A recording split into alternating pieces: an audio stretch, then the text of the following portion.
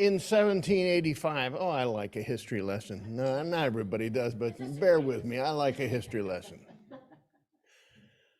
A spiritual leader named Frederick Rapp began a community that he called the Harmonists.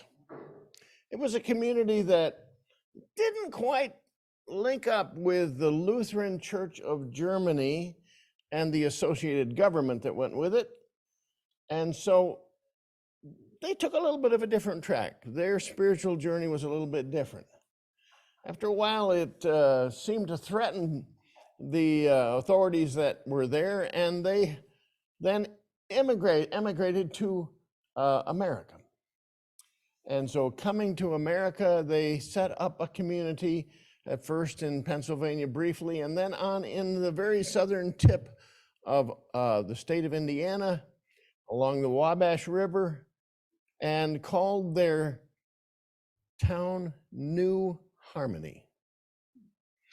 This was a community in the sense of a communal living community. They all put all that they had together, and they grew. They grew to as many as 10,000 people in that community.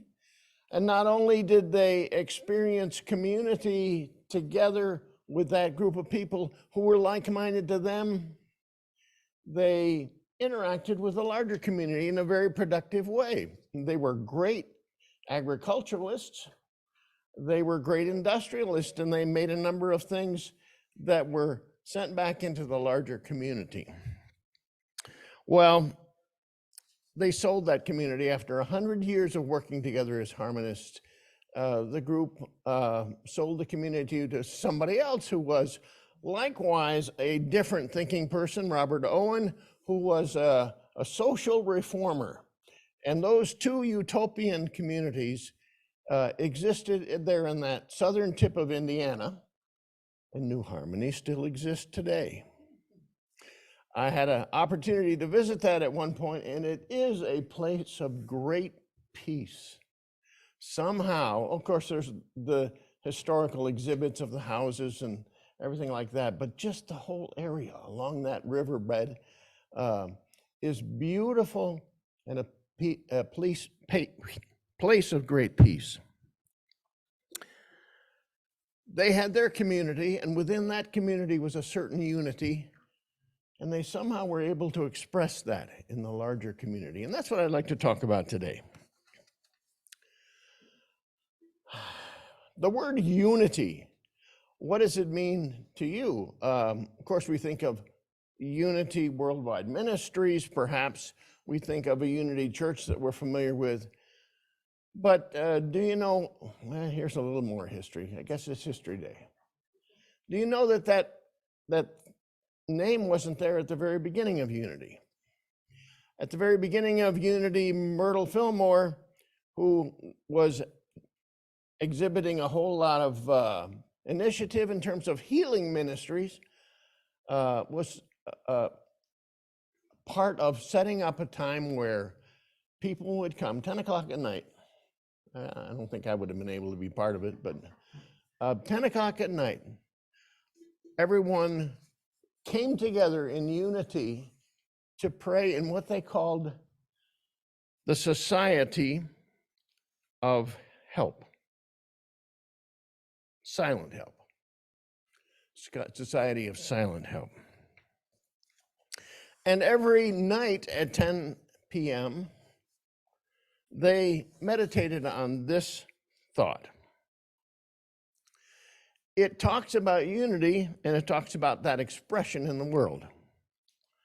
God is all goodness, everywhere present. He is the loving Father, and I am his child, and have all his attributes of life, love, truth, and intelligence. In him is all health, strength, wisdom, and harmony, and as his child, all of these become mine by a recognition of the truth that God is all. And of course, they extended that to the community, and the prayer ministry of unity, which started back there, and that was 1890. Boy, I'm getting good at remembering dates. turned into, in 1892, as Charles and Myrtle wrote a covenant in terms of their lives and how they wished to serve the world, in which they called it the Society of Silent Unity. Not so good at remembering the words. So that's what we're going to talk about today. Unity, that understanding of the heritage that we have, but that extending it into the world. I put together a key spiritual truth, as often I do, similar to that affirmation that we have for the month. In light of our oneness, we live love, committing ourselves to the good of all. Let's talk about that unity thing first. Charles Fillmore defined unity as universal oneness of God, man, and all creation. And then goes on to explain, the only real unity is in spirit. It is found nowhere else because personality always strives for its own success and aims for the good of the personal man instead of the good of all men. So we see that at the very beginning, at the inception, at the development of unity thought, how that's that connection and oneness, but that also striving for the goodness of all. Of course, that means in unity, diversity. We're not necessarily terribly diverse in this community, particularly demographically with regard to age, and I'm going to see if I can change that. I was challenged by that idea this week, and so I realized that I don't have any friends that are a lot younger than I am. I don't have any people in my circle. So I took the two that I did have information for, and I contacted them and asked to meet with them so that I could begin to expand the sense of diversity that I have. And there's so many ways we could extend that here in Payson.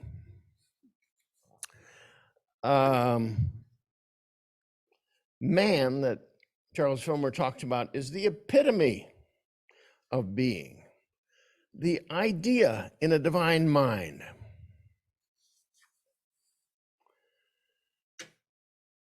When I was just a young fellow, probably before I was 30,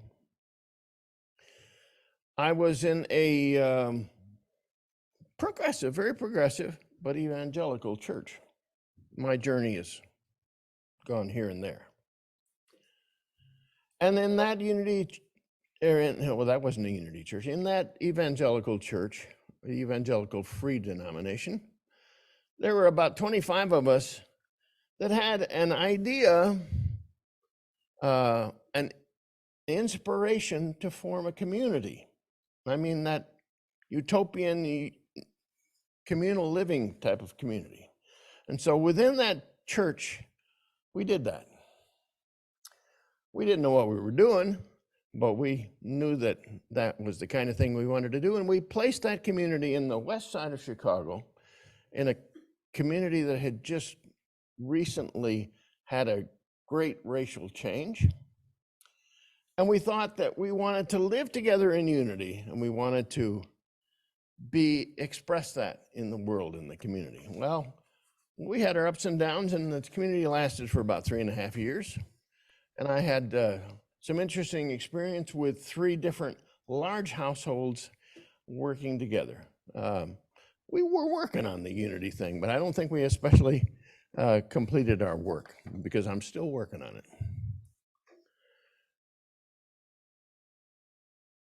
I found that there were a lot of different people in that community. People who thought differently than I did, people who acted differently than I did. It was a relatively diverse community.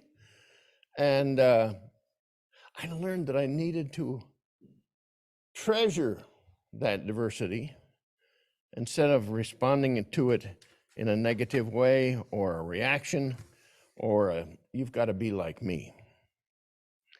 I tried to learn that. Remember I talked about that New Harmony community as I started? Well, there was a well-known author, I think he wrote about 50 books, who was a Trappist monk. His name was Thomas Merton. May be familiar to some of you. Probably his signature work was called The Seven-Story Mountain. Well, Thomas Merton found New Harmony. And that was the place where he went for solitude. That was a place he went to be. He would walk those paths alongside the river. And of course, there is much history that goes there with him. If you go to New Harmony, there is a beautiful inn there and several things that point to the work that Thomas Merton did. But the interesting thing about that was he needed the solitude as well as he needed the community. He was attracted by that community and the history of the harmonists, but he needed the solitude. So he needed both a space and a community. The common denominator, however, in both of those things was, wouldn't you know it, love. And he often spoke of love. One of the things he had to say is how love works across some of the differences that we have. It says the beginning of love is to let those we love be perfectly themselves and not to twist them to fit in our own image. Otherwise, we love only the reflection of ourselves that we find in them. So loving someone else truly, however diverse they may be, is the truth that he discovered. Remember our key spiritual truth. In light of our oneness, we live love, committing ourselves to the good of all. Let's go on and talk about community a little bit. Community is a collective, people who have something in common, some shared purpose, some goal, perhaps a family connection. Perhaps it's just the same location as other people. So we all have those communities that we live in. There's our family community, maybe even two people or larger, or you may have a very large family. That's a community, a collective. We share things in common. We support each other.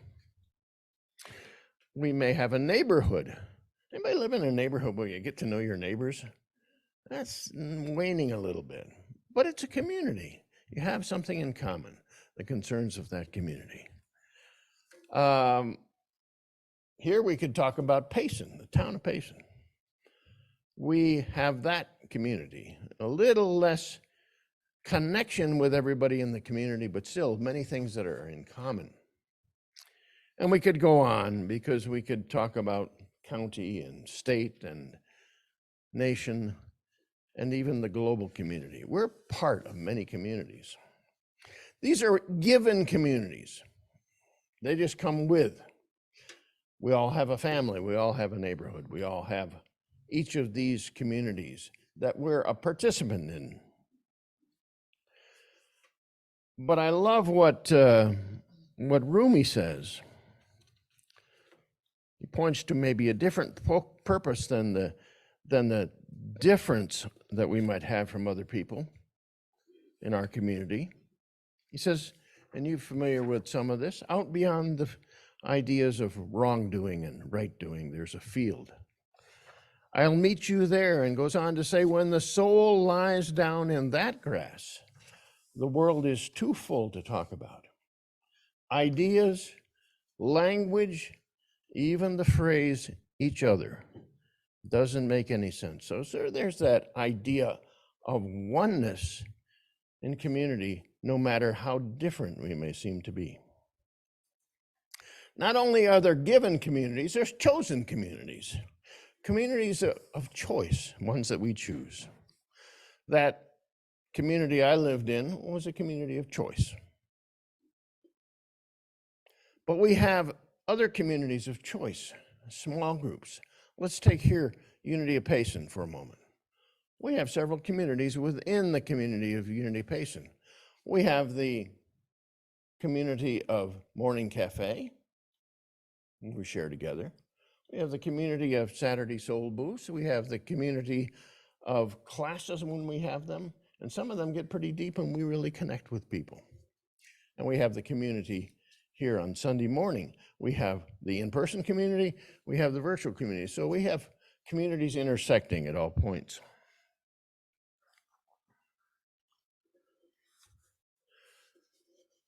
Yesterday at Saturday Soul Boost, Frosty was there and she said a very important thing at one point. As we were discussing this, she says, I just had to know when to leave community. We choose them and choose not to be a part of them as well. We take our spiritual journey and align with communities that support that.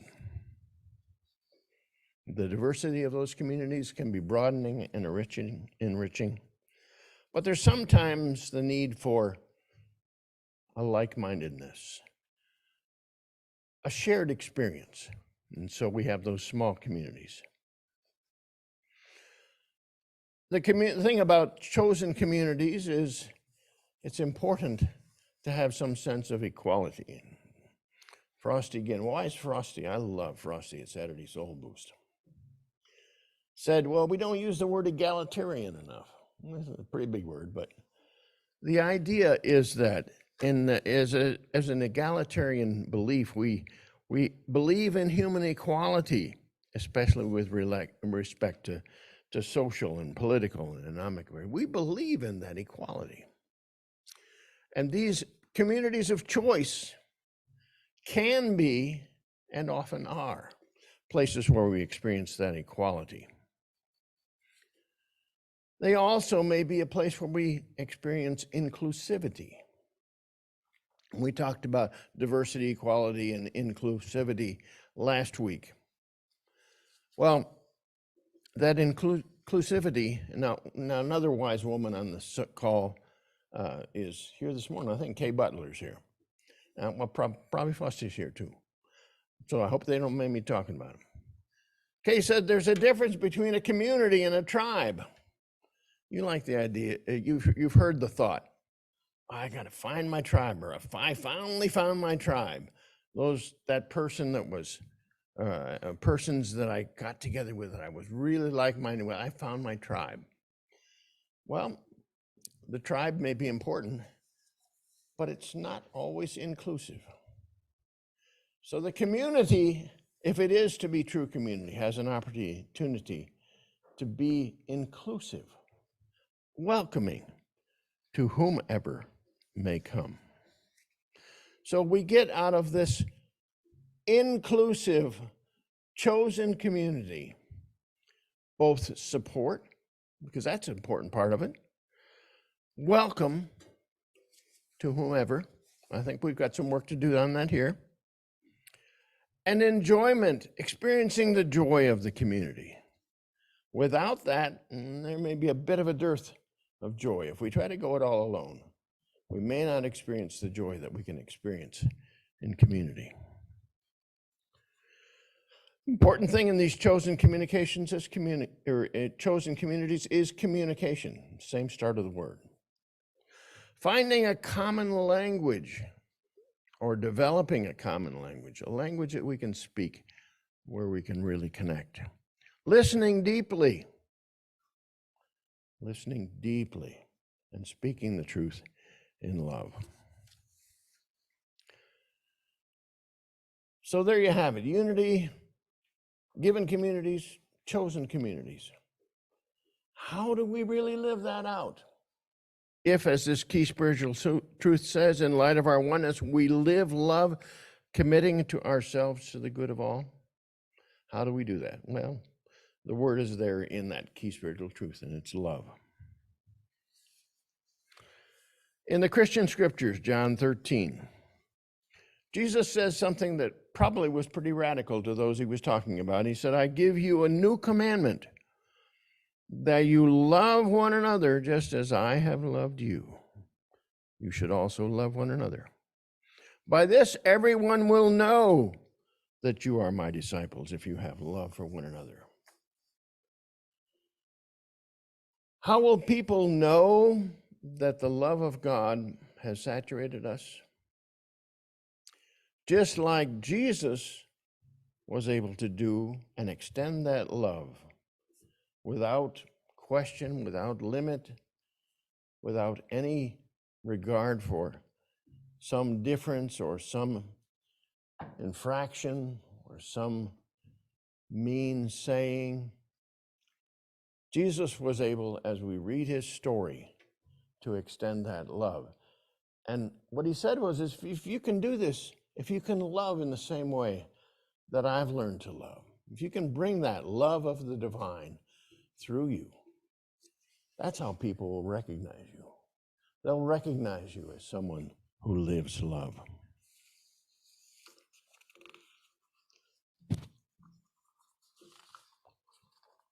I want to just mention one more thing by that Trappist monk, and he was a few other things. He was a lover of jazz.